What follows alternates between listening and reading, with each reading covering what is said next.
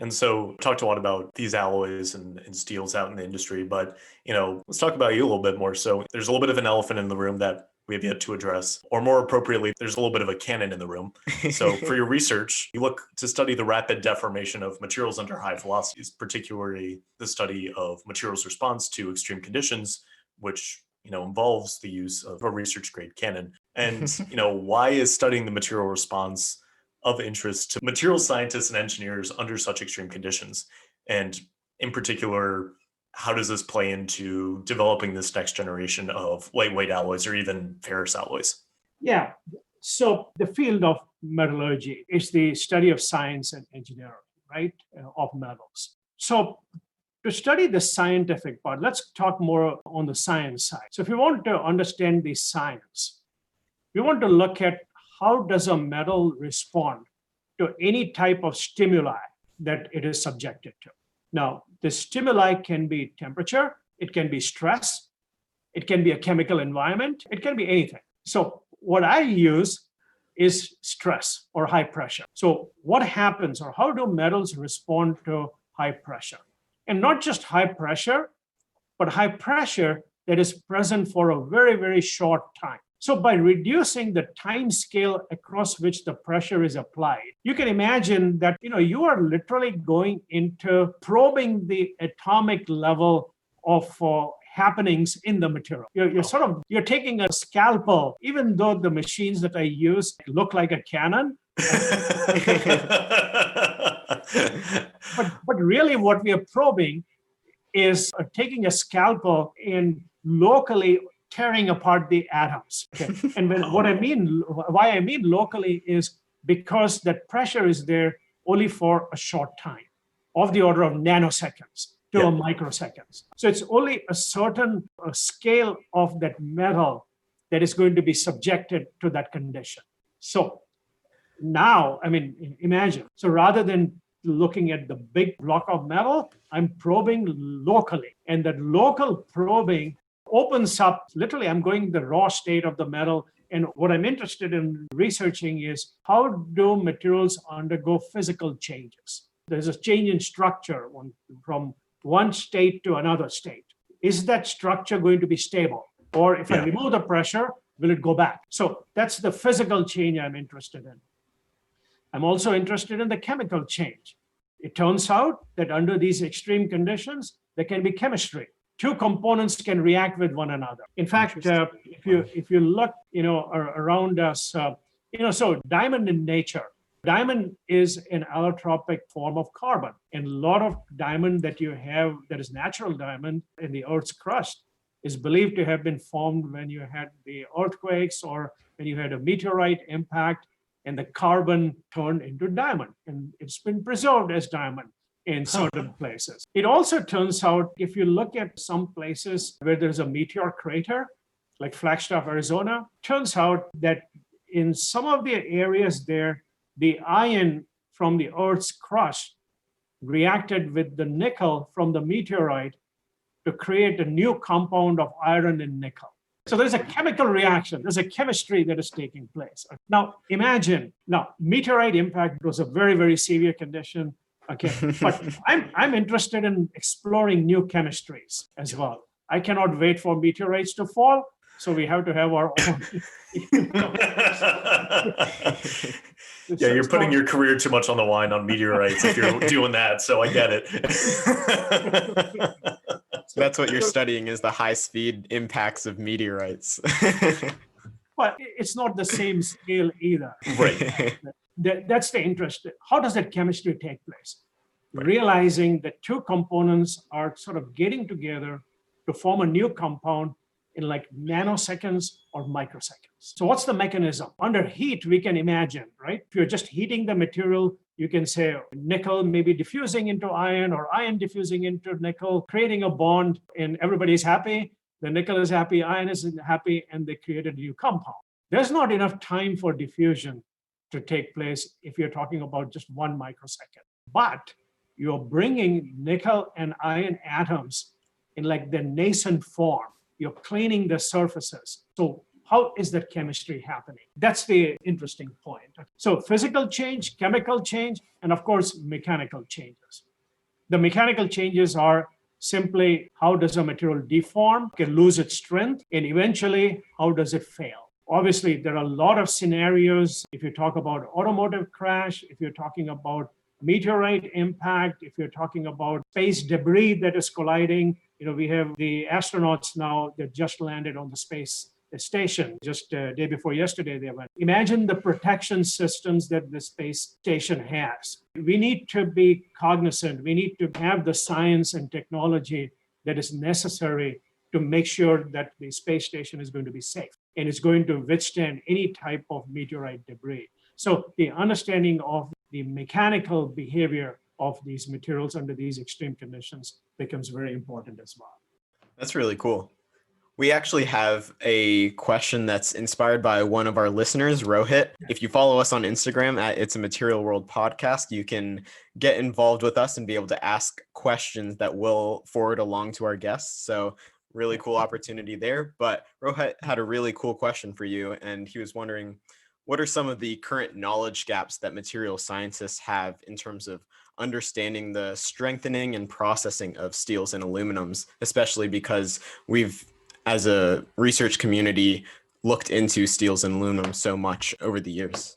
The limitations or the challenges, if you will, Jem, you can think about maybe two areas, two aspects. You cannot just discover your way out to new materials. And every time you have some challenge, you cannot say, well, let me discover a new material, or I'm going to use this new material. So let me get back to the drawing board and discover. You cannot do that. The other side of it is also, we have a lot of existing cool materials that we use in everyday life. And I mean, look around us. I mean, it's amazing, the materials that we have today. I think across the board, no matter what technology you look at, whether it's in the information technology, the transportation industry, the energy industry, the medical industry, the successes of all of those technologies are thanks to materials, the innovations in materials, right?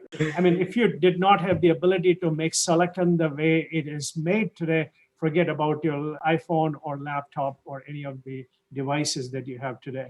So I think the question then goes back to how far can I go? Or how much can I extend the limits of performance of an existing material? If I'm going to use a certain material, metal alloy, for a turbine blade application that's going to power an engine, right now we are still very conservative, meaning we don't want to push the limits. And the reason is because we don't have confidence in the data that we have collected in terms of what are the properties of those materials. Because there's always a variation in, if you make 10 pieces of these turbine blades, they're all going to have different values of the strength or whatever property you need. So in a design criteria, you're going to consider the lowest value. But then that means you're sacrificing a lot. Can I come towards the other direction? So that's what I mean by stretching the limits of material performance. How do you do that? The same thing translates to discovering new materials. As I said, you cannot just discover your way out. But the challenges there are, by the time you discover a material in a lab and use it in an actual application, depending on the application you're looking at, it can take like 10 years or 20 years. So by the time you discover a material, the next generation will come and use it. We cannot afford that. So what both of these aspects call for is accelerating that pace. That I can make, that Thomas, you put it here, when you are working on the next generation of materials that is needed for the space station or the airplane, you will have the ability to, with confidence say that, yeah, go ahead and use it to this limit. You can stretch this to this limit. Or you will have the confidence to say, forget it, we don't have the material, but I can get you that material in 1 year. But that is going to require a lot of computational help. And coupled with it is also the testing, the ability to test in real time, in process. Right now, we don't have the ability to test a material or look at its structure, let's say while a metal is being cast, or even with your additive manufacturing. Everything that we are doing is post-mortem. We make the material or test the material, break it, and then go and test it or look at the structure. But the ability to do in situ, real time type of measurements and characterization, I think that's the next in materials. So I hope that answers Rohit's question.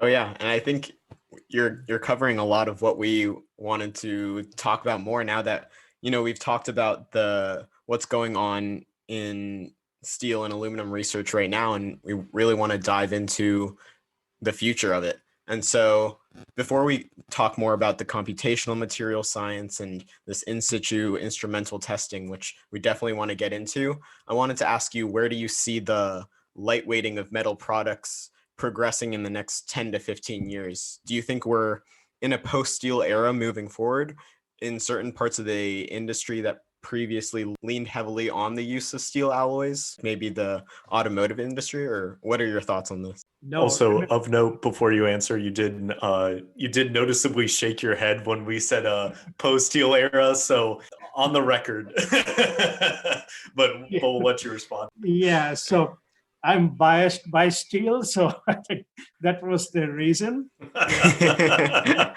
It was a hard no. But remember what I said, just like human beings, materials compete against each other. So the moment you discover a new aluminum alloy that is going to compete with steel, I'm sure you will see steel researchers come up with advanced high-strength steels. I mean, we are in I think what people call the third generation, or maybe it's the fourth generation of advanced high-strength steels. Maybe these generations will continue and you'll come up with the fifth and the sixth and the seventh generation of steels. What does that mean? I mean, ultimately with steels, you have the high strength ability. That you have the high stiffness, is the density. So you can play around with the density by introducing elements that will lower the density and still give you the same type of properties. So that's one avenue. Or still continue to work on creating microstructures or creating those cell structures, the grain structures that give you those beneficial properties. Even if you have to go with steel that is literally a foil, that will be amazing, right? If you think about your car body, it's like a foil. You can maybe poke your finger into it, but without rupturing it. That would be scary if I could. Yes, but then you will need stiffeners. But there is another way to do it. I think that's what will happen. So the body will no longer be just a thin sheet, but it may be a package with stiffeners, just like the wings of an airplane. The airplane wing is not just a hollow structure made out of titanium, but it has stiffeners. So maybe something like that might be a possibility with steel. On the other hand, with aluminum, by all means, I think new chemistries are being looked at. Now, aluminum is also facing competition with magnesium. Magnesium and magnesium alloys are actually half the density of aluminum. That's convenient. So magnesium is coming up too. A lot of work going on in magnesium. Trouble with magnesium is that you cannot, at least today, very easily mechanically form it at room temperature. All of the forming of magnesium is done at high temperature. So any type of cold working that you would have to do to create a thin sheet, that's a problem. Ultimately, I think to answer your question, these developments are going to move forward competitively. On the one hand, steel competing with its newer properties, aluminum, and obviously on the other side, the composites are becoming more and more popular. Also, cost of doing all this thing is probably going to override every other factor. But, at the end of the day, hopefully this competition, like you said, will help continue to drive this innovation forward, right? And get those processes expedited. So and we'll keep people like me busy working. Yes. Yes, keep you busy waiting for your meteorites. Exactly. But of course, keeping the cannon operational.